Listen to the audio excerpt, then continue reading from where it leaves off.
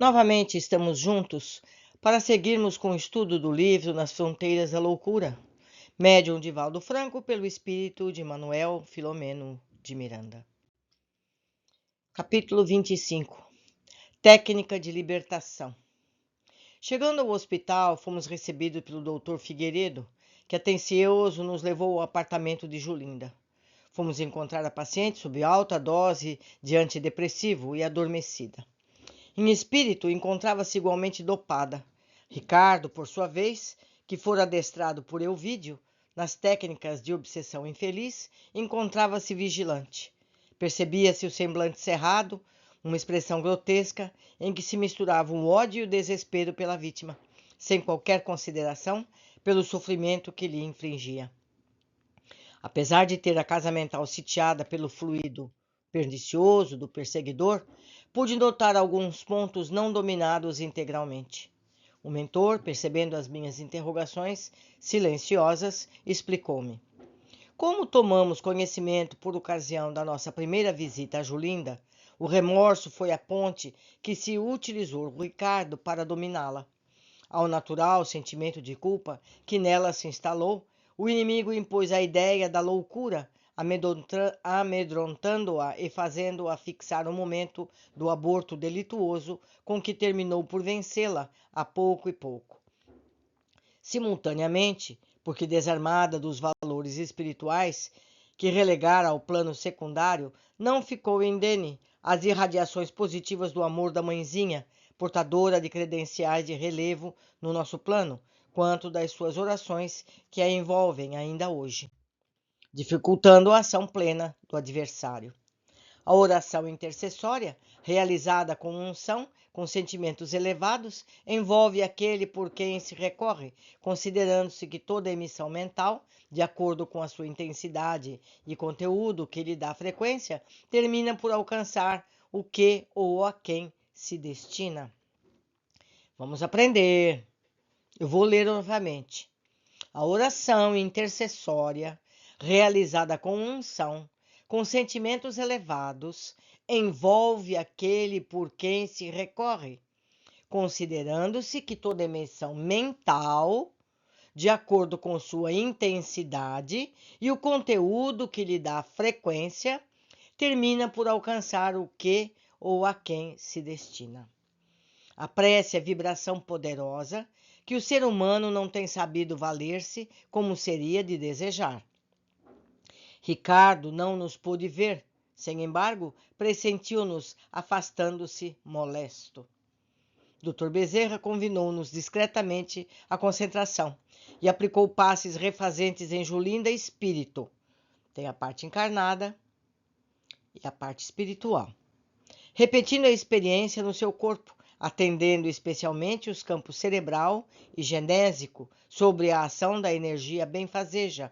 A pobre enferma movimentou-se um pouco como a diminuir a torpe intoxicação fluídica e as drogas ingeridas, acalmando-se suavemente, num sono agora refazente. Observei que o cuidadoso mentor imantou-a de fluidos especiais que pareciam resguardá-la da ação perniciosa do perseguidor. Mal terminara o processo socorrista, quando ouvimos um alarido estranho a destacar-se no tumulto vigente, adentrando-se pelo quarto. Ricardo fora recorrer ao chefe, que viera pessoalmente com alguns acólitos ameaçadores, produzindo estrépitos com que atemorizavam os que lhes caem nas malhas apertadas e cruéis. Apesar da confusão que se estabeleceu, a moça não deu mostra de ser atingida. A camada protetora de fluidos, qual formasse uma redoma de força magnética, defendia-a das descargas emitidas pelos perturbadores. Acurada observação, explodiu Elvídio. Estamos sendo dilapidados em nossos direitos. Os enviados do crucificado aqui estiveram e intentaram roubar-nos a presa, o que não lograrão facilmente. A partir de agora, deixaremos vigilantes dispostos e com recursos de enfrentá-los com as nossas forças. Examinou a enferma e descarregou energias viciadas que não la lograram, nem sequer perturbaram-lhe o repouso. Porque conhecesse alguma das técnicas do magnetismo e da hipnose, explodiu colérico. Ela absorverá essas forças que se consumirão voltando a receber as nossas. Será questão de tempo e isso não nos faltará. É somente esperarmos com calma.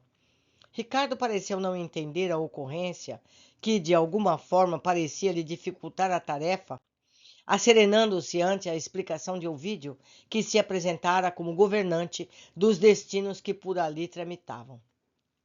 Por sua vez, eu observava a grandeza das soberanas leis. Estávamos no mesmo espaço, sem que se movimentavam os agressores, e porque sintonizássemos em outra faixa vibratória, podíamos vê-los sem que lhes fosse facultado o mesmo. Então, o Bezerra e a equipe de proteção estavam na mesma sala que eles. Eles viam a encarnada, viam esses desencarnados, e esses malévolos ignorantes não conseguiam ver a equipe socorrista, porque estavam em vibrações, em frequências vibratórias diferentes. Continuando. Transcorridos alguns minutos, Elvídio afastou-se, não sem antes prometer a Ricardo que tomaria providências compatíveis com o sucedido e tranquilizando-o quanto ao próximo desfecho. Apressaremos sua volta pelas próprias mãos. Pode confiar. Temos interesse no caso. Elvídio, aludido à situação, afastou-se com séquito, deixando 2 sentinelas de aspecto muito desagradável à entrada do quarto. A princípio, Ricardo apresentava-se receoso, agitado, movimentando-se de um lado para o outro, olhando a presa com rude expressão de cólera. Na tela mental, ouvi o benfeitor convidar-me à necessidade de união psíquica, em prece a Jesus, objetivando o atendimento aos envolvidos na trama do sofrimento que para si mesmos haviam engendrado. A operação que ali se realizou escapou-me. Deduzi que o amigo espiritual, mediante a ação do pensamento, identificado com o Mestre Jesus, canalizara reforços de energia superior para o recinto, modificando a psicosfera ambiente que afetou o inimigo de Julinda. Vi-o lentamente aquietar-se, percebi que entrou em reflexão ao império das ondas mentais que o atingiam. Agora poderemos ir, levando conosco, num estado de sono, de que será acometido dentro em pouco. Começando a pensar, afrouxar-se-ão os vínculos de tensão e ele cederá ao repouso que nos propiciará trasladá-lo sob indução hipnótica. Então, meus amigos, eles simplesmente botaram o obsessor a dormir e vão levá-lo embora dessa forma. A nossa não é uma atitude de violência ao seu livre-arbítrio. No entanto, se desejamos auxiliar Julinda, somos convidados a socorrê-lo primeiramente, porque a sua insânia de hoje resulta em dores vigorosas que padece desde antes, ocasionadas pela invigilância dela. Magnetizado o ambiente e porque não mais acostumado a uma psicosfera menos densa, diminuiu-lhe a fixação do ódio, permitindo-lhe retroceder no tempo, inconscientemente, e sentir saudade da paz. Teleguiado pelo nosso pensamento, ele sairá sem despertar suspeita dos vigilantes deixados por Elvídio, e assim o conduziremos à casa espírita. Assim sucedeu. Totalmente adormecido, sem levantar suspeição, Ricardo foi conduzido psiquicamente pelo mentor da casa espírita, na qual o irmão Genésio Duarte nos aguardava, antes já certificado que fora, para as operações que ali deveriam suceder a partir daquele momento. A sessão mediúnica, propriamente dita, ia ter início. O médium Jonas, por psicofonia inconsciente, transmitiu as instruções do diretor, enquanto os demais companheiros entregavam-se, no plano físico, em sintonia conosco, ao Ministério do Esclarecimento Espiritual. O doutrinador da casa, que se encarregava de dirigir a reunião, por sua vez, presidente da Sociedade Espírita, era um estudioso honesto, autodidata, que aprendera a doutrina e vivia unido à lucidez do conhecimento, à limpidez do caráter diamantino. Respeitado pelos cooperadores em razão da conduta moral e doutrinária, inspirava confiança. Em palavras francas, o irmão Arnaldo era espírita no sentido correto da expressão, lutando para superar as imperfeições de cada dia, mas se esforçando por viver conforme as recomendações de Jesus e de Allan Kardec. Portanto, de uma alta sensibilidade, muito embora permanecesse lúcido nas reuniões, sabia distinguir a verdade da impostura, recusando a mentira de que se utilizaram os mistificadores de ambos os lados da vida. Da mesma forma, não se permitia afetar pelos elogios destituídos de finalidade ou pelas críticas improcedentes. Respeitava os outros, mantendo-se em atitude humilde, sem deixar-se surpreender em falsas composturas de simplicidade desnecessária. Fazia-se respeitar, inspirando confiança. Era ele quem normalmente atendia as entidades que se comunicavam através da mediunidade sonambúlica de Jonas. Seria nesse campo vibratório de equilíbrio e amor que se encontraria logo mais o irmão Ricardo. Havia grande cuidado por parte do benfeitor no ajustamento do perseguidor de Julinda aos equipamentos mediúnicos de Jonas. Ao contato mais direto da entidade, o sensitivo recebeu mais forte descarga fluídica e estremeceu. Psiquicamente, o instrutor despertou por efeito de indução mental. Ricardo, que estranhou o que se passava. Após olhar em derredor, assustado, o espírito pareceu sentir-se em desconforto. Obseando Julinda, à sua vez, era uma ação que ele provocava ao próprio talante, enquanto que, imantado a um médium educado psiquicamente, se sentia parcialmente tolhido com os movimentos limitados e porque, utilizando os recursos da mediunidade, recebia, por sua vez, as vibrações do encarnado, que de alguma forma exercia influência sobre ele. Ao pensar em desvencilhar-se da incômoda situação, percebeu que acionava o corpo físico de que se utilizava, sem saber como. Pensou em reagir e ouviu a própria voz pelos lábios do médium. Que faço aqui? Indagara. Visita-nos por mercê da vontade de Deus, respondeu o doutrinador. E onde me encontro? Que se pretende de mim? O caro amigo está em casa, em nossa casa de oração, onde todos nos preocupamos uns com os outros, pensando na felicidade geral. Mas eu não desejo ser feliz? Melhor dizendo, a minha é a felicidade diferente, que logo mais alcançarei, desde que nada mais me interessa além do que estou realizando. Por que me sinto preso? A felicidade certamente varia de pessoa a pessoa e na mesma criatura difere de tipo e forma, de acordo com os diferentes períodos da vida. O que numa ocasião parece dita, noutra se apresenta como desgraça. Além disso, só é legítima quando faculta a todos um quinhão de júbilo, o que não me parece ser o seu caso.